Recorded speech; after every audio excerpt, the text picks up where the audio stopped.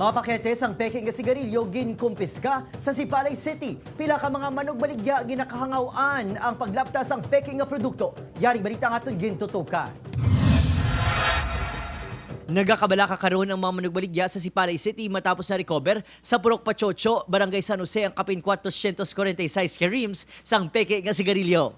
Tuyo kung taning i-deliver ni Monsay Kumagol, 36 anyos, sumandok sa Bukidnon Province ang i-supply sa mga parokyano sakay sa tricycle.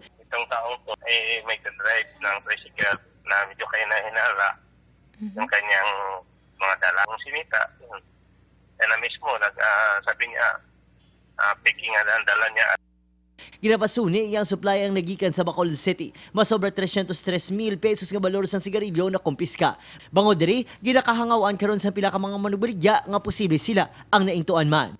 Hindi sila nami, ginapatronize nila ang mga illegal nga mga negosyo sang nga kita kami gani kakuha kami business permit ina nagabaligya illegal wala na sila business permit. Hindi man na siya nami.